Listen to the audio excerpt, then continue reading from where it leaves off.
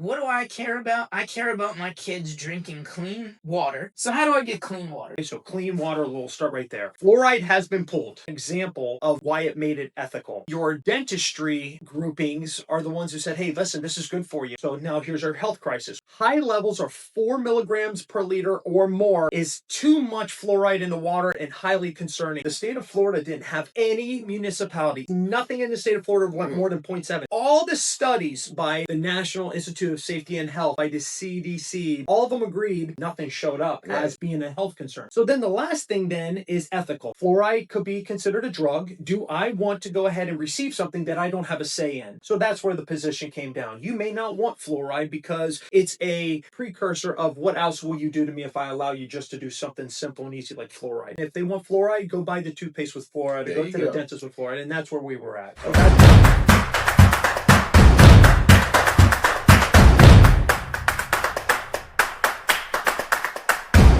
Podcast twins, we're back in the Twin Cave. We've got Jason Smith with us today, so we're going to talk a little bit of politics, but not really, because he's not really a politician in my estimation so far. Vince, tell him. First of all, before we get started, we want to go ahead and just remind each and every person out there, first of all, we want to thank you for the great 2025 that we had. And once again, we want to remind you to subscribe. Please subscribe to the YouTube channel. Follow us on Facebook, TikTok, all of the platforms, because we are now out there. We have broken through one major barrier. Now we're headed towards number 2, and we need your help to do it. So you, in some strange way, have become a part of the Podcast Twins family. So we want to thank you for that. If you want to be nice to yourself, jump on our carnivore or carnivore keto challenge. Yes. If you didn't make it January 1st, that's okay. And you've been eating like crap since the holidays, start tomorrow. Start today. Start today. And you know what? You can follow us and we'll figure that out. You can send us a little inbox, and then, because we're on the WhatsApp page, and we'll get you right inside of there. We just want to help make you a better person in 2026. So please join the challenge. So let me introduce my friend Jason. Please. Jason and I met through my networking group, of course. My dad was very involved in the Business Advisory Council for the city of Cooper City, a town I grew up in. It's 10 minutes away from where I live now. And I asked Jason, I was like, well, wait a minute, you're running for politics. I don't know about you, right? I was a little skeptical of you at first. Sure. Now, you are a county commissioner in Cooper City. City commissioner. City commissioner in Cooper City. Now, how long have you been doing that for? Now we're just over about a year. Okay. And you decided, all right, I'm a firefighter. Yes. And in a ranking position. Vince tells me we're not supposed to talk about your rank on the show, but I'm sure they'll figure it out. We can speak on it, but we'll all right, whatever. I don't know the rules. We'll down on that later. But you're a firefighter. I am. We had another firefighter who's running in the Port St. Lucie district. Okay. Bernard Taylor. I think I mentioned him to you. Mm-hmm. And you happen to be running with an R next to your name. I am. He happens to be running with a D next to his name. Okay. But one thing that struck out to me is that you guys have a whole lot more in common than you do that you disagree on. Right? Maybe that's because you're firefighters. Maybe it's because you're regular people and not politicians yet. Sure. Maybe there's a lot of other reasons and factors, family men, etc. But to me, the R and the D doesn't mean anything anymore, right? There's the uniparty up there, and then there's the rest of us over here. And maybe that's a cynical and jaded and sarcastic way of looking at it, but I'm a commercial lender for 18 years before I got into my new career, and if you look at the money, it's not so hard to believe anymore. So my first question to you is, why'd you want to be a city commissioner, and what have you done in the last year that said, you know what, it was worth it? Well, that's a wonderful question. So what allowed me the opportunity was relationships to get into Cooper City leadership. I looked at, if you're not a part, then you really don't have a voice unless you're plugged in with somebody that will speak for you. Mm-hmm. Growing up and playing the game telephone, you whisper my ear, I whisper his ear. Every time he gets it, it's not really the same way that you initiated it or spoke it. So what I noticed is over time, I know I look like I'm 26 years old, but sadly, I've learned in a very compressed period of time in my last 45 years that what I may say or how I say it or what Right. I'm looking for never really gets done unless I do it myself. And Okay. so in leadership positions like the city leadership politics, if in the event I really have an interest to go ahead and see a park done, or I want to see roads repaved and identified as a priority, yeah, you can be the wagon with that's the loud wheel, Squeaky wheel. squeaky wheel, or you can be somebody that strategizes and gets it prioritized and gets it done. So that was sort of like my catalyst to saying, hey, I live here, I'm invested in this city, I want to be a part of this city. Now, some neat things I got to do prior was I worked with the elected officials. And they gave me the opportunity to be on advisory boards. So I was on the education advisory Okay. board for the city. So I got to see a little bit behind the scenes. Mm-hmm. Got to work with the elected officials, see how all of the landscaped work as far as the ebb and flows of the daily deals that they deal with and how they prioritize or don't prioritize certain things. So that was a very interesting piece. And then from within side of just being on a board, I was allowed or able to become like a secretary. So then I'm documenting notes and really taking that serious and sending that to the city. So that was like a compressed piece of my life that I got to do prior. So wanting to serve, wanting to be a part, wanting to have a say. In the last year, we've accomplished a ton of things. I'll give you a quick example. We kept the taxes flat. We didn't increase property taxes within inside of Cooper City. Other taxes may have been leveraged, but we kept ours flat. Okay.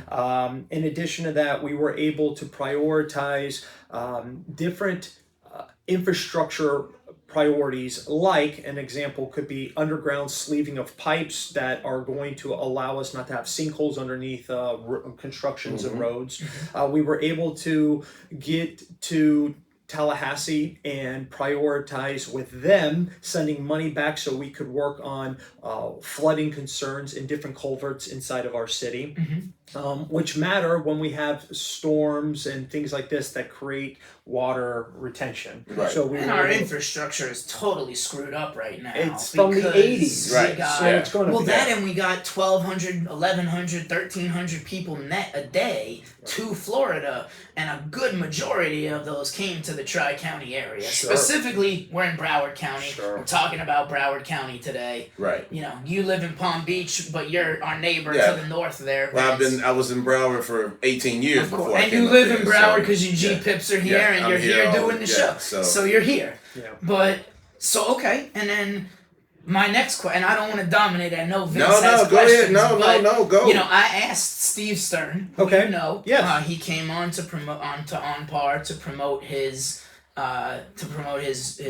election security Sure. golf tournament. Yes. And I asked him very point blank, and I want to ask you the same question. Okay. I just said, look, you know, what do I care about? I care about my kids drinking clean water, Yep. eating food that's not poison, Sure. and not spraying poison on us while we're sleeping. Yeah. So he took the water out of that, and he told me I should go talk to my mayor. Okay. So if I ask you that question as let's say you're elected, my elected official, you already are in Cooper City, Yes. which I live just north, but let's say you're in Congress now. Yeah.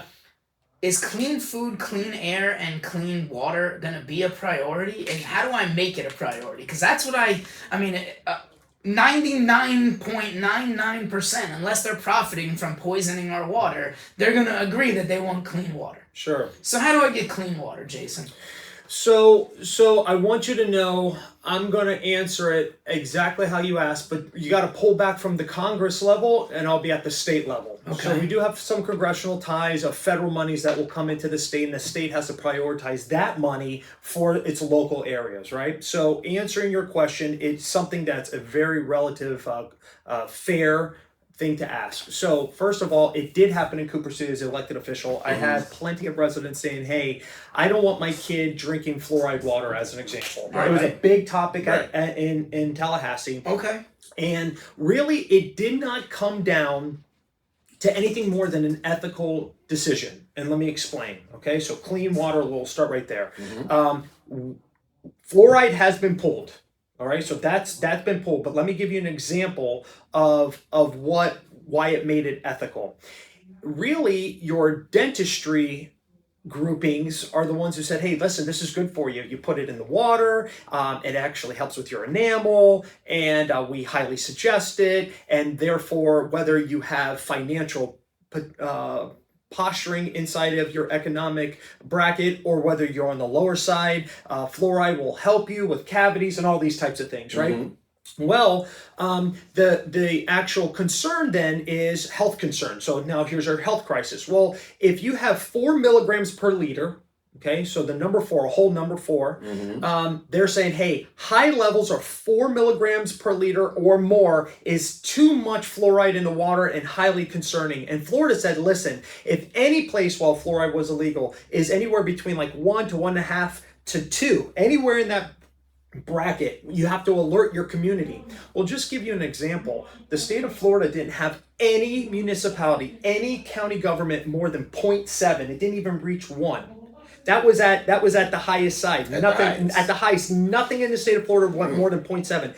And all the studies by the National Institute of Safety and Health, by the CDC, by all of the big time players that whether we like them or not, whether we think that they're swayed or not, all of them agreed that there was negligible reportings coming back on anything at 0.7. Nothing showed up as being a health concern. So then the last thing then is ethical. You go, okay, listen, fluoride could be considered a drug. Do I want to go ahead and receive something that I don't have a say in? So that's where the position came down. You may not want fluoride because it's a precursor of what else will you do to me if I allow you just to do something simple and easy like fluoride. Right. So I think that the players and the elected said, okay, I hear what my constituents, my neighbors are saying to me, and I'm going to go up and I'm going to draw the line. And if they want fluoride, go buy the toothpaste with fluoride, or go to the dentist with fluoride, and that's where we were at. So that's the podcast twins. I'm Drew. That's Vince.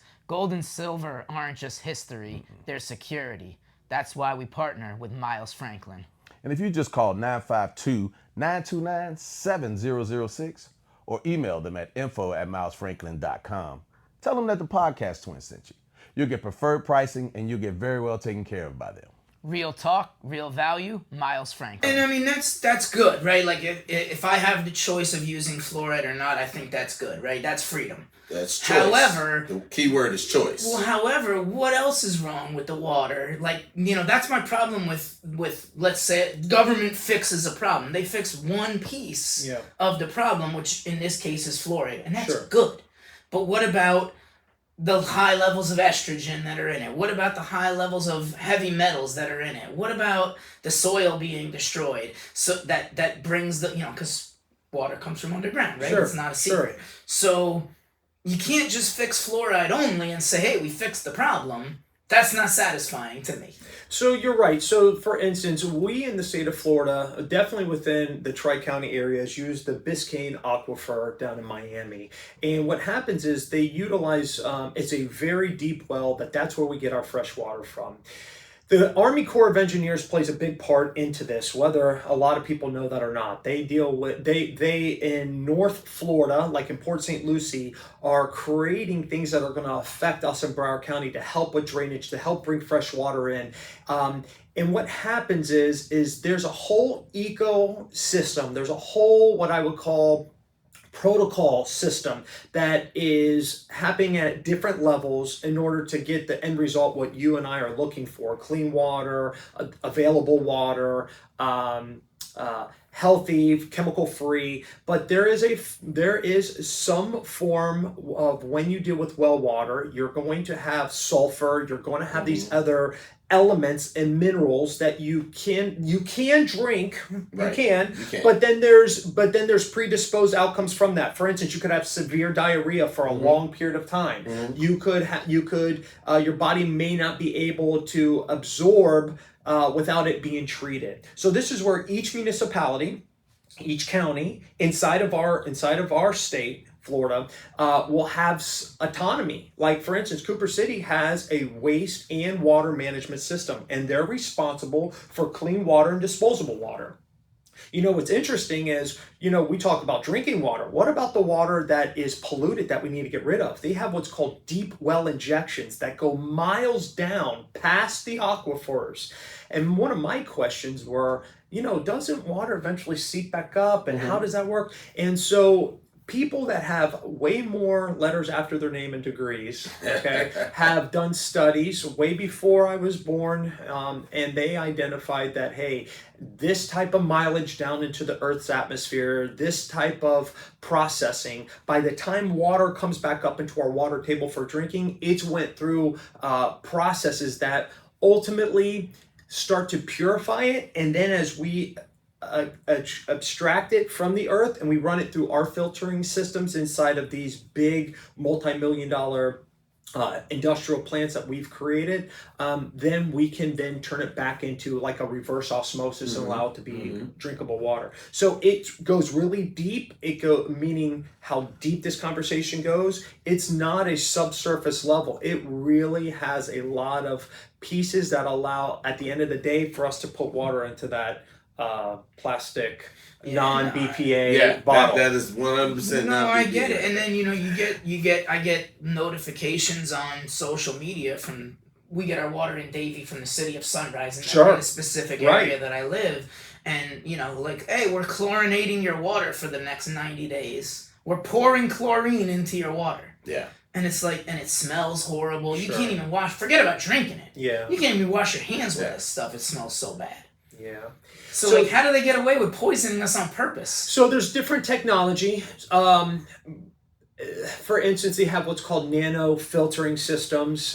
They have chlorine. There's tablet-based systems. Truly, if you want the best level water, then the reality of it is you got to go to a mountain spring. Yeah. Right? So you get it from the high mountain springs. It comes in. You're going to get it fresh. Yeah, it's going to have like a grainy taste because it's coming off of rocks and everything else. And yeah, maybe you could filtrate it. But the reality of it is in modern day society, which we identify and live in today, there have been elements that they do treat. Now, the problem or the situation is, as an elected official, here's what you got to think about.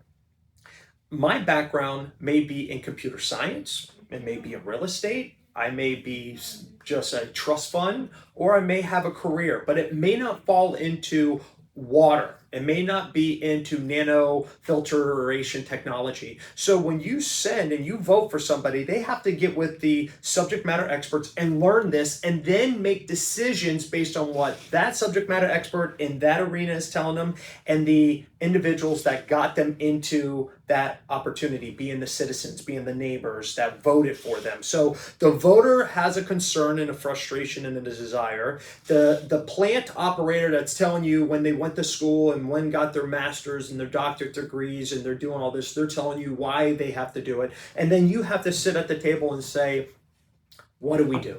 Because my voter is telling me they don't want any more chlorine in, and my plant manager is telling me if we don't put chlorine in, then we're going to go ahead and not meet the threshold levels that have been put in by the regulatory bodies. So it's really not just an easy, hey, you don't want it, got it, turn it off. It doesn't operate exactly like that. And that's hard for the common citizen that wants to say, hey, I just want to be left alone. Give me fresh air, give me clean water, and keep me safe. Yeah, that can happen, but there's tentacles that go with each one of those little statements, whether it's money, whether it's time, or whether it's ability. Well, I think that's where our political elected officials have to figure out that tender balance, because John Q. Public really don't know what the hell they're asking you for. Sure. They're following what's on Facebook and all these other areas.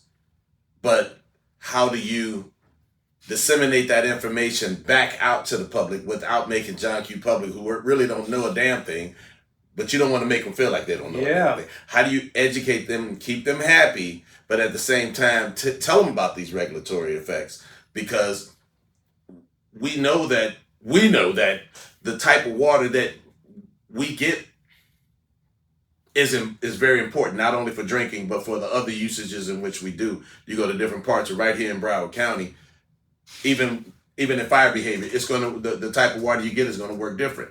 You get a lot of sulfur in that water. Once we're done working, you'll see it because it's gonna stain the ground. So all of these things happen. So how do you, as an elected official, turn back around and help educate us who we're just asking for things that we really don't know about. Sure. So what I've learned in every position up to this point is if you don't communicate, then you allow yourself a big vacuum to fill that space. So for instance, if I tell you, hey,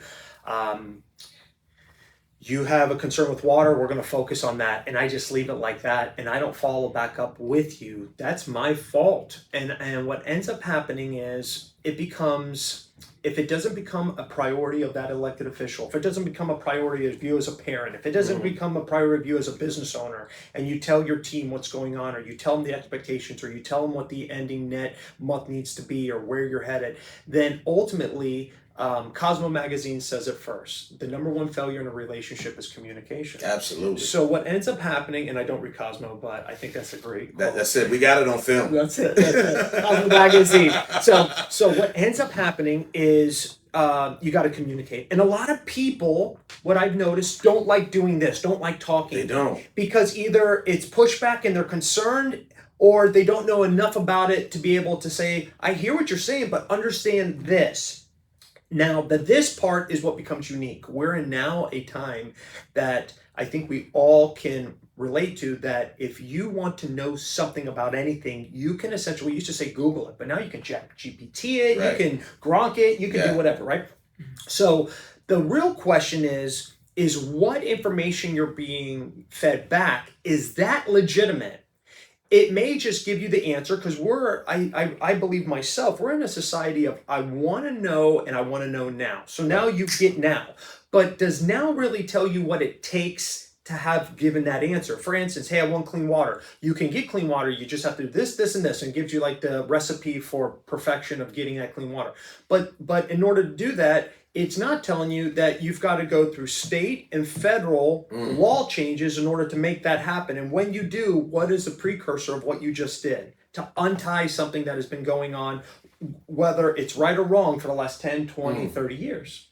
And the problem is, I can tell you in a communication, hey, look, we cannot right now do what you're asking for these purposes. And you can lay them out, whether it's 10 bullets or 2 bullets. Then you may go, okay, I can accept that in the moment. You go back, you do a little Facebook studying, and next thing you're told what you want to hear. No, that's not true. They're lying to you. And now next thing you don't believe I am bringing to you validation of what I say. Right. So you really work this balance in life of, when I tell you, based upon you asked me. Now, see, I can only speak for me. I don't know how everyone operates, but let's say you go, hey, I want to understand how this shirt gets put together. And if that falls into my responsibility, okay, then I'm going to go to the shirt manufacturer show me from start to finish how you guys put this together. After I learn it from that process, I'll come back to you and say, okay, look, here's what I learned. Here's why this material's in here, and here's why it needs to maintain like that. Yeah, but I don't like that. Okay, but then what do you want? What are you suggesting? I don't know, but I know that that's a cancerous product that you put in that shirt, and I want that omitted. Okay. Do you like sweating? I don't like sweating. I don't like there being, I don't like the material hugging to my body, and I definitely don't want it to have a wicking effect where it takes in the water. Well, this chemical that's in that shirt is purposeful to be able to meet that need. So now, you see what I'm saying? There's so many like commas and things change up. And that's, I guess that's where I was pointing at, because you got these keyboard gangsters out here that go out here and do their own Facebook research and go, and they have degrees from YouTube University. And so they want to come out there and sound powerful, but he asked you about the D and the R thing earlier, and I think that's what the problem is. Number one, we're just so divided that we can't hear. A. B, we get one little thing on our flagpole and we're just going to carry that until we get satisfaction. And if you can't give me satisfaction, now I won't vote for you, even though you've accomplished 85% of everything that is important to me. Yeah. That one subject, he didn't do that. And that's where I think we have become so less educated, because we don't have to read anything anymore. We type, everything is in the 2-paragraph blurb. Sure. And I think that we have become basically just worker ants, because we don't have to think. We just follow the button in front of you. Sure. And these rallies, and you're going to see them as you get closer to you just poll half the people and ask them, what are they there for? They don't have an answer. They literally get up, get out of bed, get dressed, put on a t-shirt because the neighbor gave them one, and they go out there because they want to be in the group, but they have no damn idea of what they're asking for. As someone that's, and I don't want to call you a politician, but somebody that's in politics. Sure. How important is it to you to have some education to those people, or is it just good to have those bodies and numbers? Oh, that's a great question. So I will tell you, if I were to answer it from like looking above down, I think a lot of individuals that are in roles that get to make decisions, like individuals that follow the butt in front of them and don't ask questions and are just part of like the big system, like the big crowd, right?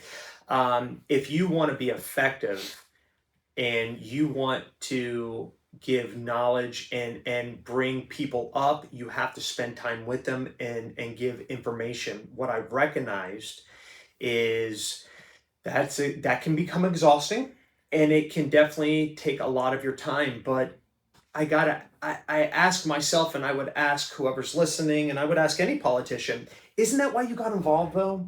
You didn't get involved for the things you didn't know that happened, because there's like this veil that they don't let you know about until you get sworn in. Yeah. Right. So you don't know of all these wonderful benefits that come with a office responsibility, but you didn't start off for that. So what happens is, I think everyone starts off with a very pure intent to answer your question that says, hey, this is a concern. I'll be the voice. I'll march forward and get the job done. I think that's where they usually start. Mm-hmm. And somewhere in the mix of that, you come into a confrontational conversation. You're unable to link up with people. Relationships are lost over one topic that they can't just see eye to eye. They go, you know what? It's easier just to back up because I had $10 that didn't ask me, that didn't care, just that one. So let me just go ahead and pull back a little bit. I don't have to worry about it. I'll just keep over here and I'll shuffle the paper and get things done. And what ends up happening is I tell you what you think you need to know that are like the big topics that maybe matter to you. For instance, it could be taxes. That's like a real big piece in talk in the state of Florida is taxes, specifically homeowner taxes, right? Your taxes for your homeowners. So that's a great topic. That's a big topic everyone's looking at. But underneath that topic is everything that those taxes secure. And what you don't think about is, hey, I've got kids of park age, meaning we go to the park, we enjoy that. Maybe you're an animal lover. Well, where do you think dog parks, where do you think your children's playgrounds, all that infrastructure financing comes from? Comes from your property taxes inside of the municipalities and counties that you live in. So when you go, I don't want to pay this anymore. Okay, fair enough. But then there's an underlying that maybe, we just don't talk about that. We'll talk about the big highlighted areas and not drill down to the real things that you need to know. So you got to spend time to answer your question. Yeah. But I do believe a lot get involved under the right pretense. I really do. See, I don't buy the taxes thing. I'm sorry, I got to push back on you, Jason. All right. Because here's the thing. The average American pays 50 to 70% through all of the taxes, right? I'm talking about every tax out there. So that means we're working till September for the government to responsibly spend that money to give us the things that you just said. It ain't happening. So when you say it just ain't happening. So when you say that, the money's gone. It disappears. So we all, not all of it. Some stuff gets used, but the vast majority. I mean, look, the Roman Empire, back when they controlled everything, they charged people 2 days' pay in taxes. And they still somehow got their government running. Not 70% of your income. You're right. Now you got 30% left to feed your family and take care of what you got to take care of. And the government just sent $500 billion overseas to different countries. So when you look at your statement, there's some truth in it, right? So the Roman government, I wasn't alive in that. We I can only wasn't do either. research, I right? just missed it. Yeah. I just missed it. Now, all roads lead to Rome. So here's what I would tell you. There's truth in your statement, but there's significant changes from where we were those days to where we are obviously now. And why we are where we are now is because of our request and demand for resources as being a stakeholder in the cities or the counties that we live in. So let me give you an example. I can only tell you from a truth position of being an elected official, we run a $94 million budget in Cooper City, 35,000 residents, and I'll give you an example on how this works. Out of $94 million, about $40 million is allocated to specifically to the water district piece of our city, meaning we can't leverage and pull that in. So we can only really manage 50 million, which is a good amount of money. That's fine, okay? But in that $50 million, there's things that have to happen that are required statutorily from the state of Florida and then required from our residents inside of our city. And I'll give you an example. We handle waste and water in our city, and we help out other surrounding cities. We could shut that down, but we charge them a fee, so it's not like we're doing it as a favor. Right. We're making money back in for our residents as well. But that structure has a lifespan, so everything you put in place won't last forever. So I'll give you an example. 20 years ago, it's already now we're at a 50-year mark. We're about anywhere from 20 to 30-year past lifespan, and that's $150 million. If I just told you right now, all we have is $50 million to pay all of your employees, and we don't have many employees. We have about 100 to 120 depending on vacancies in this in the city. And so you've got to figure that those individuals run your water plant, they handle your infrastructure, being your roads, being your underground facilities with piping, being your recreational side of the house.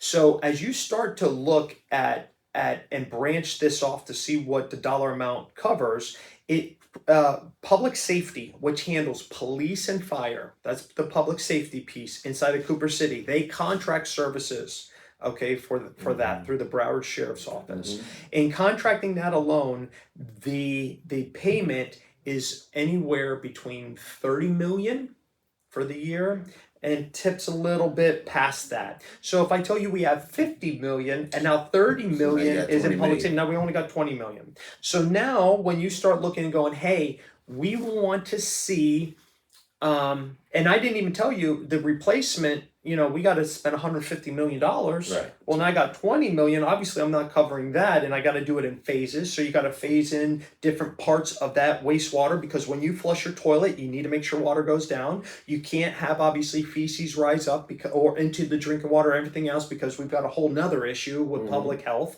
So you've got to really look at what the dollar goes to. So let me answer a question with this statement. I recognize that we use words transparency, and that sounds good unless you can say what that actually means. So what one of the pieces that I pushed in 2025 was to create the city website to have a portal, what we call transparency portal. So you can click on it and we're in a social media, we're in a very high tech society. So now since 2000 till now, everybody has a very good grasp of the internet and can at least punch in, the web address. So if you can get to coopercity.gov and it shows up, you can literally click on the transparency portal. You can see a graph.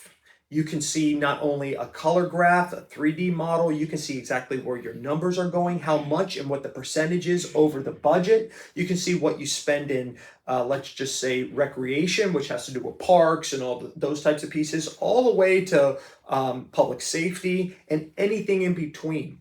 You can see what you spend percentage-wise and dollar amount on all of the employees of the city. So everything falls into what we identify as a transparency portal. So you can see up to every dollar at the end of the month once your chief financial officer of the city plugs in and pushes the last send button for the checks that were sent out and cut to anywhere and anything. You can see it live because it'll reconcile, and boom, in that website, there you go. There's exactly what we spent, or what my electeds or what my city is spending as being a taxpayer to this city. So would Cooper City then, if Florida Doge came into Cooper City tomorrow, would they pass the audit and not be flagged for all the waste, fraud, and abuse? Because I'm seeing, this 100 million from Orlando and this 100 million, 300 million from Miami, and all these other numbers thrown around by Florida Doge, which is like the waste, fraud, and abuse, right? Yeah. Like that's a DeSantis. Thing for Florida, and there's $330 million by the county of Dade County, and 100 and whatever by Palm Beach, and all that. I think Palm Beach was the worst so far. I don't know if it really gained the title as the worst, but what I will tell you is Dade, Broward, and Palm Beach all had significant in the $100 million brackets of what was deemed under waste. Now, in fairness, you started off and you said something which I definitely assimilate to. Not a politician. Yeah. Okay. Yeah. So most politicians want to take credit for every last thing. I can't take credit for what I'm about to say. I was a part of, but it didn't just start with me. If it would have just started with me, then wow, we are in a big problem. Okay. So what I would say is my constituents, okay, there's 5 of us. I'm one of the 5. They did a lot of work to get us to where we were in 2025. And what I will tell you is if Doge were to come to Cooper City,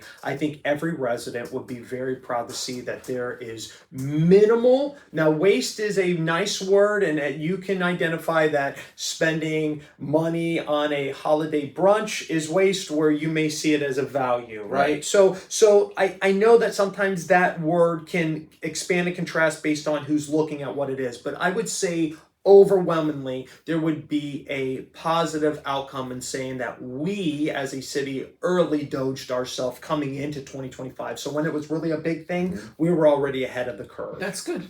First of all, I'm going to the brunch. That's first. Only if there's carnival. Well, I'm sure he's going to have plenty. You need omelet. You need steak omelet. Yeah. So, but so here you are now moving up in the world, looking to change positions, leaving comfortable Cooper City. Yes. Easy numbers, small city, easy to rectify. Yes. How do you translate that now moving into a much larger district that you're looking to encompass and represent, where now you're going to attract more of the lobbyists, more of the people that's going to be trying to influence you in other ways? How do you now maintain that same Doge comfortable feeling that I'm doing the best I can, while you're going to have all of these influences that in some cases, if you don't play ball, they'll find a way to come and get you out. How do you stomach that? How do you manage that? How do you foresee yourself walking in those grounds going forward? Because damn it, that's going to be the biggest challenge. It ain't going to be getting things signed. It's going to be stopping the outside noise when they come in and they put these numbers on the table and they start to, and that's just at that level. So imagine even higher. So how do you feel about that? So that's a real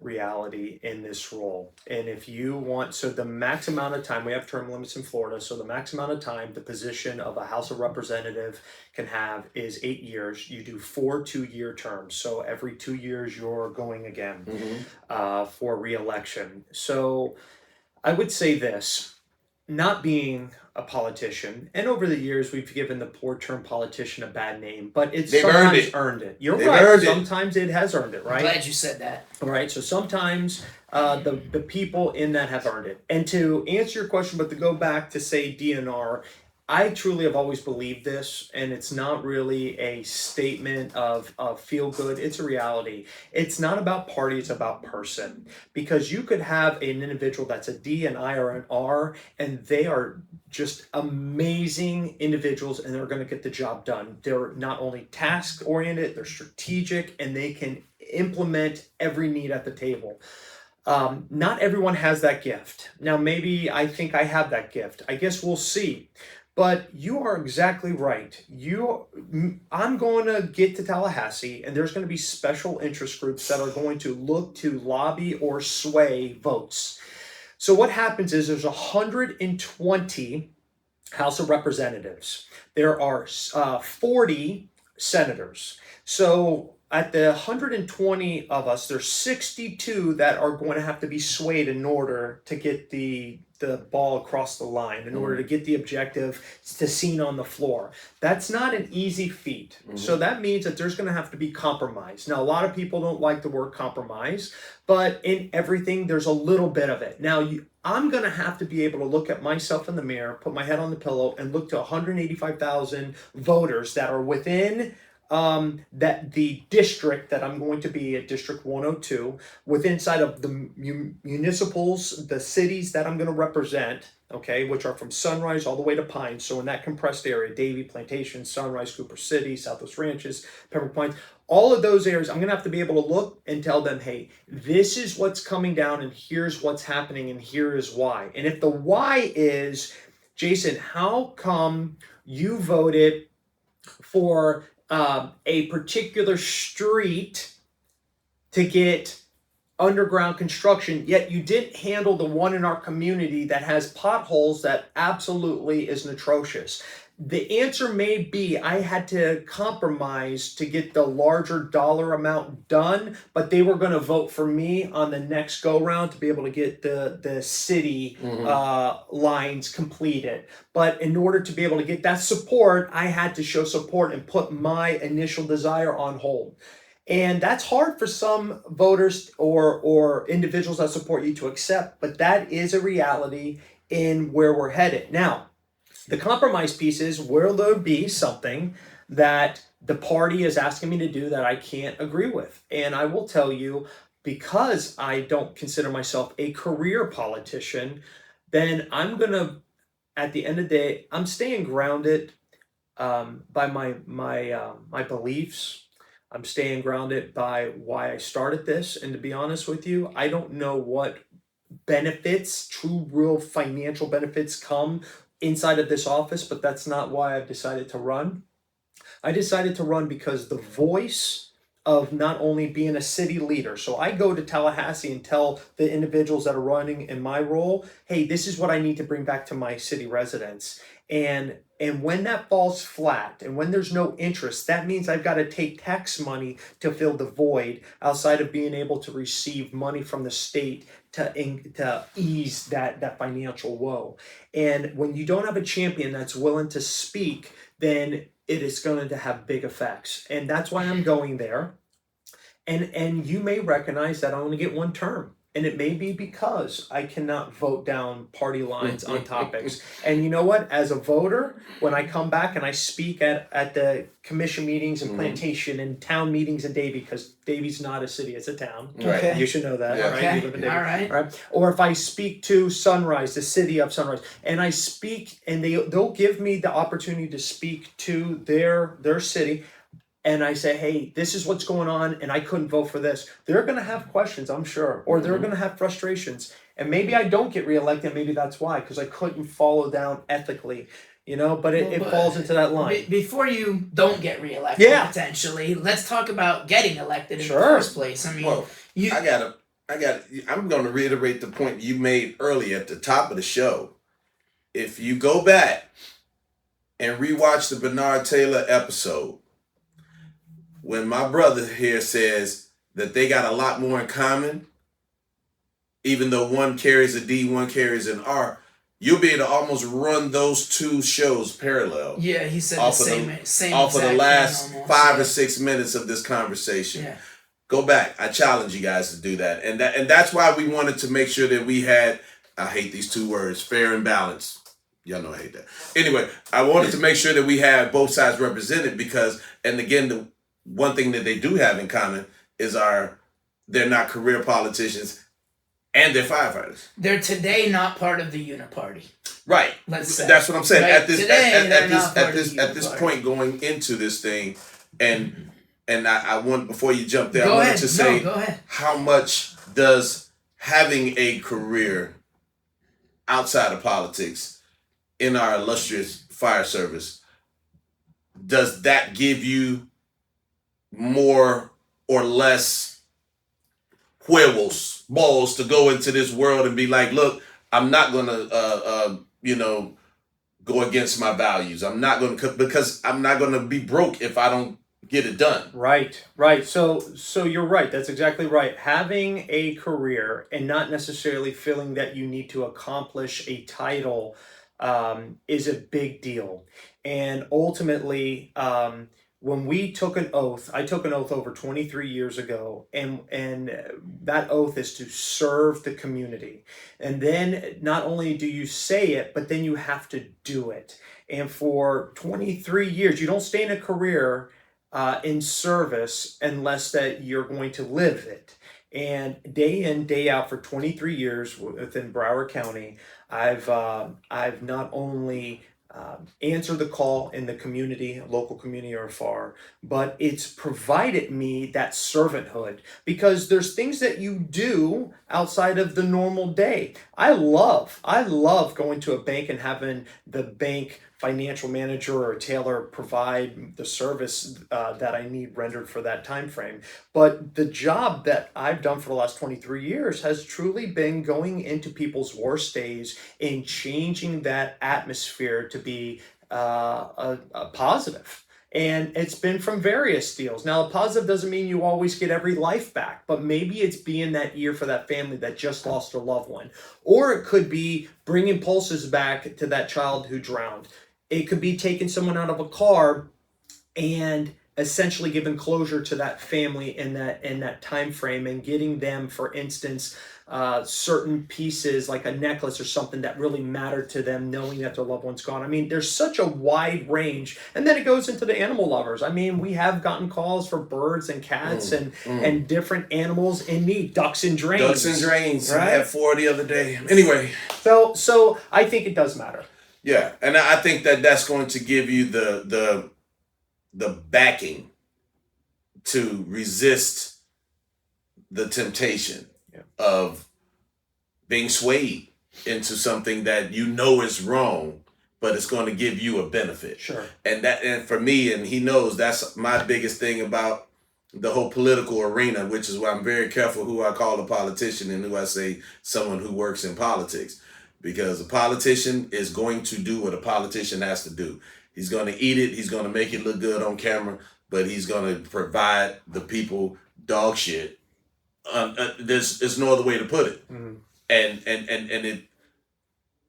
it pisses me off, because here you are, you got to accept it because you voted for him. Right. You voted for him. And I mean, I've even had scenarios even in our union world where it was like, well, this guy just, is a horrible thing. What can we do? Well, you got to vote him out. You mean he just did this atrocity to these people right here and you can't do anything about it? It's not in the bylaws. You got to just wait until you vote him out. And so that's politics on a different level, on a smaller scale. It is. Sometimes smaller, sometimes larger. Yes. So it's very important that I ask those questions, because, I mean, here we are. I mean, in this fraternity that we're a part of, and this is my 24th year in the game. It is that you do go home with that satisfaction. You go home feeling good about it. But at the same time, we're watching some parts of administration run this thing like they're the representatives. Mm-hmm. And we're looking for the Doge on certain instances too. But again, we're microcosm of society. So what we go through in the fire service is the same thing you're about to walk into going up there. You still got people above you that's going to be trying to make decisions, whether it be based on money or their personal feelings. And you can see it because human beings are ego-driven. Yeah. Show me a few that's not, and I'll give you a couple of $100. But the truth is that your personal feelings will intercede, even though you're hearing what the people are saying. You're like, I hear it, but I know better, or I want better. And it may not be, it's not mean. It's just what you feel at that time, because especially those of us that are, testosterone driven, we tend to be a little bit more aggressive in that regard. And so I just want to make sure that, that we give your voters an opportunity to hear how you plan to combat those things. And so I think you've done, in my opinion, I feel good about it. So, Thank you. so how do you actually get there, Jason? And I have to ask, because I had Chris Eddy. Okay. I met him Yes. kind of the same way at a networking thing, and he was running against the 30-year incumbent Debbie Schultz, who, been in the news for all kinds of corruption and fraud and all, career politician. Yeah. I would say dirty politician, and that's not just her. You could You say already said politician. whatever. That's a You double, could say the same thing it's a double about negative. your boy Bernard is running against that guy Mast, career politician, right? You're probably running against a career politician, I presume. No, they're all termed out, so we're all first timers Okay. into the Interesting. window. Okay. All Yeah, right. so Okay. this is going to be an interesting time And frame. you don't have millions of dollars in a No. super PAC, and No. you don't have foreign money coming to you, and all these lobbyists and special interest groups Right. that'll get to you when you get to Tallahassee, Sure. or at Oh, least yeah. try to. They're going to try. You yeah. don't have that. Nope. Chris didn't have that. It was alleged that he lost the election because he didn't raise enough money. And he raised a lot of money, and he did a grassroots, and he busted his butt. But Debbie had too much money was the reason I was given for why doesn't a guy who's not a politician win against a lady who's definitely already been accused of and probably easily proven of all this nefarious doings. Right. How does that happen, and how do you well, I guess maybe you don't have to overcome it because maybe they don't have that kind of money either, the people you're running or the person you're running against? So I have a primary, and those that don't understand how the primary works is when you pick a party that you're going to run with, you can run unopposed and not a primary. And if you have a primary, that means two of same political affiliations are deciding to run. It could be multiple. So I'm running as a Republican, and there's another Republican running, and there could be four, but in this case, there's only another one. All right. So we've got to compete against each other for the Republican Party vote within inside of that residential area. Mm-hmm. So only Okay. those individuals will get to vote for it. The D's can't, the I's can't. Only Republican registered voters in August will be able to say, I want Jason or I want his competitor to go. Once that's decided, then the next level is where everyone gets to vote. So the Democratic side, the D's are doing the same thing at the same time as well. So when we get to the general election, which will be in November, that is when you will have one representative of each party being able where everyone, no matter what your party affiliation is, can vote for. So that will happen in November 4th. On August 18th is when we'll have our primary. So you're right. Everything is based upon being what I'll call, if I'll use the term, a newbie or a rookie or brand new, okay? He's a boot. I'm brand new into this, right? And you start hearing what you need in order to be in this arena. This arena, I truly will not regret saying this is real, whether people like this or not. It's not established for the what I consider common, regular person. If you don't have prior relationships, if you don't have private wealth, if you are not connected, and you're just a regular citizen that wants to be a part of this system, I would say good luck. Yeah. And I luckily have had time over the 23 years of my career where I was a union president, where I have had to interact with multiple cities, about 45 different political politicians and various roles, and at the state role, and I've been in committees. So I've made friends in what I would consider nonpartisan. So those that don't know nonpartisan, meaning it doesn't matter what your political affiliation was, it's just like this right now. We're just having a good time Regular and able to work on conversation, something. sure. So building that at the table level has given me, I believe, an edge, but it doesn't mean it's giving you anything, because it's really all about money at the end of the day. And that parties do not consider you a valid candidate unless you can meet certain threshold numbers. And I'll tell Yeah, all go the ahead, viewers, peel it open, man. they do not look at you as being legitimate if you can't raise over $100,000 prior to your primary. That's the number they want to see. Right. And they don't, ultimately, Some people write themselves a check. So I'll give you an example. If you were to research this, and this will show you how you can validate my verbiage in the future. You can Google all this to see if I'm telling the truth. I have opponents on both sides of the aisle that are writing themselves personal checks up towards $50,000 and more. Whether or not I've been blessed and can do that or not, I have not. So everything has been through conversations, through meetings, through people saying, you know what, I believe in where you're going. I know who you are. Hey, we're behind you on this. And I've been able to gain those dollars to put forth into the campaign, and I have not used it for my personal car, for a suit, or and many times I forego. If I gotta buy business cards, I buy it personally. I don't pull it from my campaign. And how would you know this? Because it's transparent. You have to see every dollar that gets spent. Every dollar comes in, you get to see a dollar goes out. So you can go and Google my name and Google my account and see what comes in and comes out. 1 out of 1 million people is going to take the time to do that. You're right. Unless you highlight yourself and do some fraud, then everyone's going to be on top of it. Well, yeah. Well, yeah, but even when you do some fraud, you don't go to jail anyway if you're a politician. Well, it depends on how high you are. It depends on how high you are. You know, at these low levels, they lock their ass up. Yes.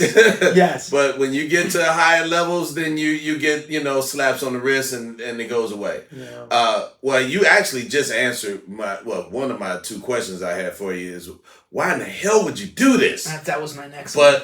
I asked Bernard that. But he went through the whole, when he was like, I'm the union president, I was like, God, I knew it. But it now makes sense because, most of our guys, even where I work, have transitioned, whether they retired or pre-retired, transitioned into working some shape or form in Tallahassee through those connections and relationships. So it's a common thing. But the other question I have for you is, and as Bernard says, you had to choose one. What made you choose the R over the D or the D over the R? Well, so it really came down to personal conviction. There's certain things that each party does very well and have strong similarities. To me, there's certain personal convictions that I have, and the party that identified closer to what my convictions were was the Republican Party. Ultimately, if you were to Google me, you would see I was an independent for 18 years. The reason I didn't get involved in local politics in 2012 is because the party that B, and when I say party, it wasn't really a D or an R, it was the consultants said, listen, unless you are a particular party, we can't get you money. So I had a hard time accepting that. Watch the old episode. It's the same. Okay. Bernard gave the exact same answer. It was word for word. Like word for word. So I had a personal conviction on that. I held off, and where I'm at today is truly nothing more than a miracle. My personal religious conviction is why I chose the party I'm at now. Is it the best and is it flawless? The answer is no. You could say I'm a personal entrepreneur. I own a business in Pompano Beach, and I've had multiple businesses through my life. And you would say, well, are you more Republican because of that? Well, then I could say not necessarily, because I was a union leader, and that falls into more of a Democratic side of the house. Mostly. Vince is notorious for saying that he moonlights as a Republican when his money's involved. So he's like I don't really believe that anybody that's regular is a Republican or a Democrat anymore. If you're in politics, you're one or the other. But like, I look at my friend, even the ones that say they're very conservative and have much more traditionally conservative values. Yes. I wouldn't call them Republicans. Sure. Only because they're not gonna just sign on to anything that the Trump, right? He's the most polarizing person out there because the media and he wants to be the most polarizing person out there. Mission accomplished. Yeah. Done. Mission accomplished. Right? And people either love him or hate and agree with everything he says, or hate him and disagree with everything he says and does. And I look at it and go, how well do you know this guy? Like, do you hang out with him and play golf with him every day and you understand what he's really doing? Absolutely. Because how do you just make a blanket like, oh, Trump's the best or Trump's the Antichrist or whatever? And it's like, Because they're following the ass in front of them. The ant syndrome. That's why. Why? What I'm telling you, I'm saying this to make a point of how does a guy like Jason, a guy like Bernard, a guy like Bernard's other 30 people that he's got in his WhatsApp group that are Republicans or Democrats, it doesn't matter, but they're not politicians right now and they're trying to get elected. 90% of people don't pay attention to any of this stuff. No. 9 out of 10. No. And a lot of them vote. But that's why the money's important. Right, but so my question to Jason is, how do you get elected? You have to do a series of processes. The number one is you raise money so you can ultimately do two things. You can prove you're serious, obviously. You can prove that you're a valid candidate, right? No different than when you put yourself through EMT or paramedic school. You're showing that you can go through school and that you can endure and that you're eligible to go to the next phase. And so you're worth the attempt. So essentially, the money allows you to do mailers. They're really strong into the belief of the mailing system. So whether it's true actual, I'm sending it to your address or I'm using social media to reach you, the influence costs money in order to what we call touch, whether it's a hard touch or soft touch. So the dollars allow you to start what we call the drip campaigns, get the information out, let you know a little about the individual. Then it turns back into what strong groupings feel is the grassroots concern of knocking on doors, saying who you are, giving your information, and having that dynamic, whether it's a 30-second or 5 or 15-minute conversation. Then going to clubs, doing things like this, being asked, hopefully not softball issues. Softballs are nice because then everyone's like, wow, this individual's great. But if you can actually go ahead and get some fast pitch curveballs coming in at you and you're authentic, you're going to make connections. And when you do, people are going to go, wow. Now, the concern is in a true politician is if I answer it the wrong way, I may have just turned the lights off to about 2 to 10% of people. Yes. But I didn't get into this to worry about the 2 to 10%. I got in this to worry about everybody on the topic of the people I'm going to represent. And that sounds great. And wow, that was a real political answer. But the truth of the matter is I wouldn't be here today if it wasn't for some neat, godly, graceful opportunities, because I ran unopposed as an elected official in Cooper City with 35,000 residents. No one ran against me. I spent $0. No one influenced me, and I get to make decisions with no group that has influence on me. That is liberating, but I wouldn't be able to go where I'm at today without relationships. I wouldn't be where I'm at today. I did break over 100,000, and I'm just going to be honest with you. My mom is from Kenya, Africa. I helped her study for her citizenship. My father's a plumber. I had no one in the fire service when I started. I've had, I didn't know what government cheese looks like because that's what we actually had, the brown box, okay? I've grown up in a time frame where I understand what it's like to have kids and have your kids picked on and have to worry about societal issues. I understand marriage. I've been married for 17 years. It's not easy. I've understood all these. I've lost a child. I've had things that have happened that I think life experiences allow you to make connections with people. It allows you to understand where someone comes from so you don't shut them off. A politician has so many things going on, but a valued member of your neighborhood and society says, hey, what's happening? How can we effectively make that change better? And that's, I think, where I'm at. And if I don't make the mark, well, then that was God's plan for me, and I can accept that. And if I make the mark, then the mark, meaning going to Tallahassee, then I'm going to do what our civic responsibility is, and that's to meet the need for the community that you speak for, to be the voice for the people that don't have the ability to reach those layers. And I'm excited for it, and I'm hoping for it. But once again, you speak comfortably, you speak confidently, you go out and you do the check boxes that your campaign group tells you to do, and you look to knock it out of the park, and that's where I'm at. And but however it lays, I sleep like a baby at night because there's nobody that I believe I'm disingenuous to, and at the same time, there's not something that I'm not doing to say, man, if I just would have done that, I probably could have made it. Right. I'm putting it all out there, and where it lies, and I'm confident with that outcome.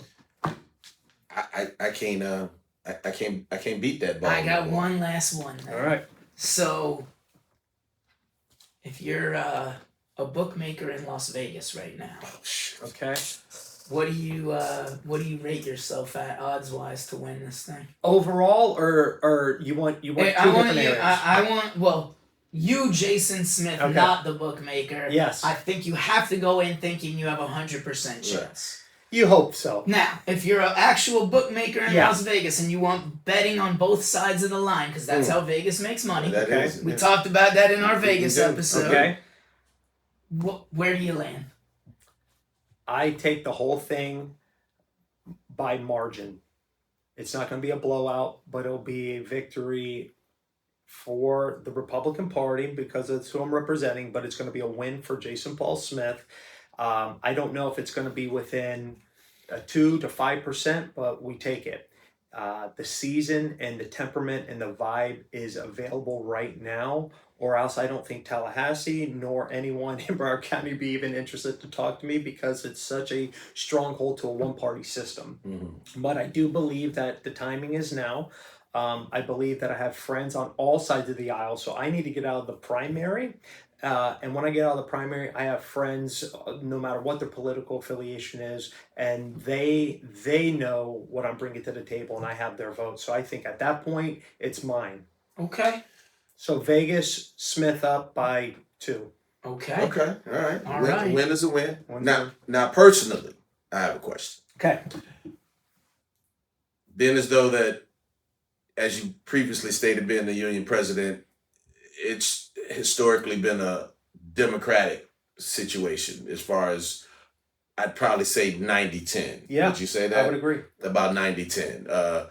Even the people that we get on our little sheets to support, it's usually 90-10. There's always that one or two Republicans and that one independent that the union says that we're going to throw our support behind.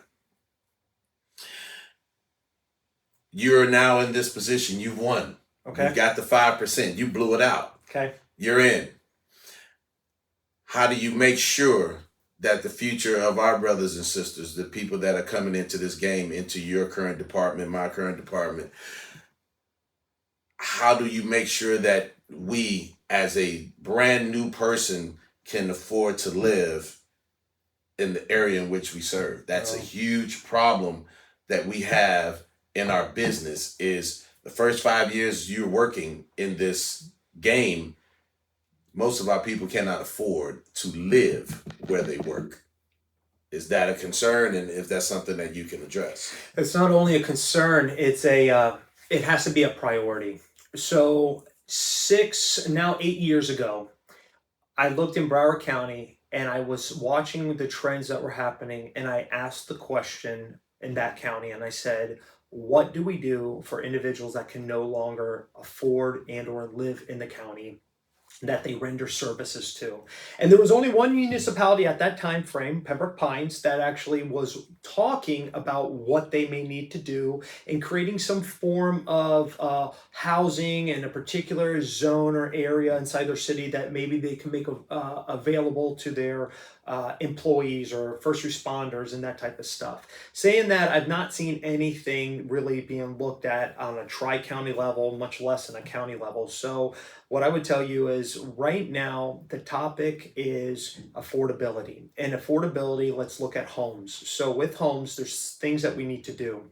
So what does that look like? I think that there's choices. I do believe it's a softball, what is happening out of Tallahassee. And let me explain by answering your question. If I give you 6 options to vote on and none of them gain enough value in vote, they all die. They can die.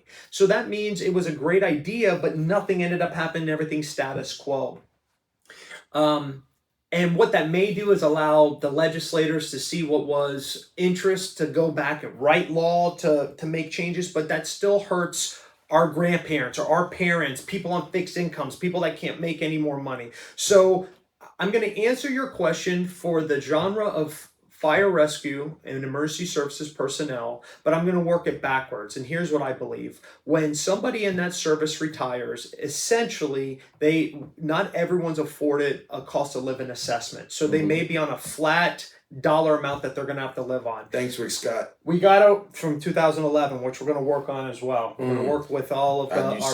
The goosebumps just jumped up on me right now. So we're gonna skip, and I think we got to work at our most vulnerable population. Now that would be our individuals that are retiring because they're on a fixed income. They can't afford any more sways in the economy, or else they no longer can either live where they're living, or they have to make hard decisions on maybe sometimes what they eat or what they pay. Eventually, it's going to catch up to either their health and or their loss in where they live. So, saying that, I think we got to work on our individuals that are in that retirement bracket so that they can stay in the home that they've sewed into that community with. So we got to keep them. We got to keep them there, whether we completely eradicate any further assessments on them, because at this point they've paid 65 plus potential years. Yeah. That home may even maybe be paid off. Yeah. So we got to look at keeping them so that they don't have to worry about another 3% or whatever may be leverage on them. In addition, then we start working back from that piece and we say, okay,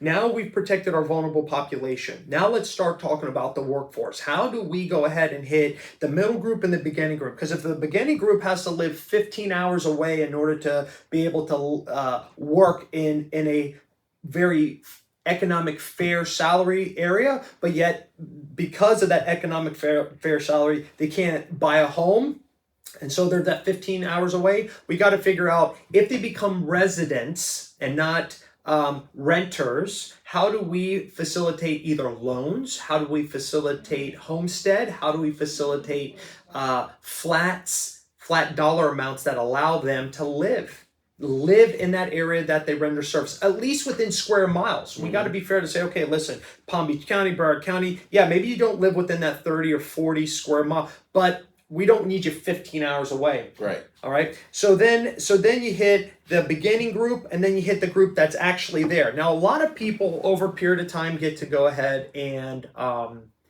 gain availability to invest. So maybe they have other investments. Well, the other investments aren't what we're talking about. We're talking about primary living. Right. So primary living, I think that we have to look at homestead. I think we have to be fair to say, what does that really look like, and at what threshold level does homestead tax exemptions, what does that have on the other side? Remember those tentacles I told you? Because you can get, we're at 50,000, but what if we stop doing dollars and we start doing percentages?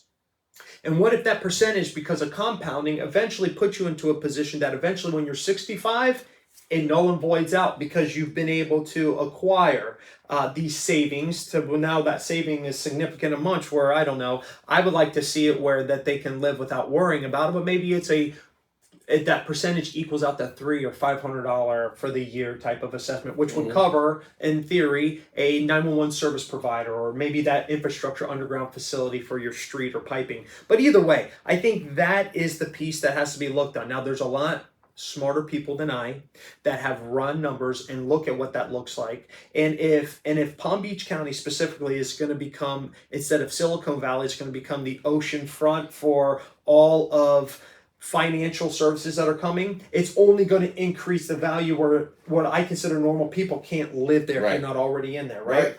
So I think that we're going to have to work with the people that speak for them, which are like the Florida Professional Firefighters, which are these groups, to say, hey, how do we bridge that based upon your service and group that you speak for? What can we do legislatively to start either carving out or helping you guys get there? And those are the real conversations that need to happen. But whether it's for firefighters, police, attorneys, nurses, if it's for my plumbers, if it's from any genre group, everyone needs to live somewhere. Yeah. And the rental community has gotten out of hand. Right. So what's happened is families are being squeezed, people are being priced out, and we ultimately have to look at that hard line. And to be honest with you, I think there's many ways to get there. It's across the aisle. How do I get my constituents left and right to come to an agreement to say, hey, in our field, if someone's bleeding out, you say, stop the bleeding. I cannot save you unless I stop the initial blood loss. Right. So right now we're in a blood loss situation. No one can afford it. How do we stop that and fix it from there? So That's probably a long answer for a lot of suggestive ideas and pathways that we can go down, but I don't think there's a one fix all. I think we got here on multiple levels. How you get to where we're at today is the blessing and the curse, because some that own houses, and now your house went from 120,000 to 800,000, you're loving it. Yeah. But now you can't leverage that a dollar amount to go move anywhere in the state of Florida that maybe you want to live. Yeah, now you got to take the money out. And you're still paying the mortgage. You're still paying. And Yeah. you got to leave the state. So as somebody that's speaking for the state at that point, I don't want money leaving the state, because then resources and things that I'm providing the state, I don't have anymore. And yeah, we can say, well, people are going to move in. Well, you got to hope they move in. Yeah. Right? So what happens when there's no longer stakeholders that actually live there? It's only people that have investments that are bringing in transients coming in. Do you really have the same vibe, the same community, the same interest? Do you have the same fabric that makes Florida today? The answer is probably not. Yeah. So I think this is something that they're looking at, but they got to drill down further. They're only at a surface level. When you start throwing cool things out, I'm getting rid of property taxes. That sounds great until you drill down further. So how do we keep people in homes is really the reality. How do we get people to afford homes and live in the areas? Well, I mean, the property tax thing I think it's important, because I think people either want to say yes, it's great, or no, it's not great, based on the letter next to their name. But if we really truly do have a surplus, which is what DeSantis tells us we have, right? We have more money coming in than going out. I like less taxes. So I think... is it not that simple? It sounds like it is, but I'll give you an example right now. If you were to look into this, our state has a deficit about $5 to $6 billion. If in the event they get rid of property taxes, they're about a $15 billion deficit that they got to make up somewhere. I want the viewers and the discussion piece is very clear. If I were to take something off the table and I'm in a deficit, I'm going to find another way to get it. It's just going to be a different means. People really need to look up terms called ad valorem and non-ad valorem. When you do that, you'll see one is regulated on a 3%, can't get past. The other one has no regulation. So all they can do is just flip that over. There's real things that individuals need to understand. Sales tax. Today, for instance, you live in Cooper City, you get your tax bill and you're frustrated. You're like, look at how much money that it costs to live in your city. Well, why don't you take away the county tax, then take away the school board tax, and then look at your city tax? And to be honest with you, $1,200 to $1,500 for the year to live for all the resources that you get is probably something that you can reevaluate, divide 1,200 by 12 and go, okay, I can actually live with that tax. Well, here's the problem. The problem is if you get rid of that and you do sales tax, you're going to pay way more than $1,200 in a year. So there's probably plenty of people that are going, this is perfect. Absolutely. Let's get rid of property tax, because then we'll just pivot the burden on a different portal, and we'll do a sales tax or a common tax, or we'll do some form of a tax and get plenty of more money coming in. So see, what happens is the bait and switch. Everyone's hearing the nice topic over here, but then you got something that happens over here. And a magician is great because the hand's quicker than the eye. Smoke and mirrors. That's what I was waiting to hear. That point right there is what I was waiting to hear, because that's what I was smelling. You know what I like to smell on the show. I was smelling that earlier, because I'm like, it's absolutely no way in the world that we're going to wipe that out and not screw something in another way. It's just no way possible. It smells like crap, and it's a hot topic item, because everybody wants to pay lower taxes. Everybody, look. That just makes me go want to to Chicago, vote where less I'm and care from. less, Go to Chicago, where I'm from. I want to vote less. Go to Chicago, where I'm from, and look at the taxation that they pay in the city of Chicago just to drive an automobile. You had to have a window sticker that you had to pay additional for. You still had to pay your little yellow thing, and you still had to do the license plate itself. And if you lived in a separate village, you had to get one of those too. The taxation in those cities are insane, which is why most people retire and come here, because taxes are way better as they are than they are in New York, than they are in Illinois.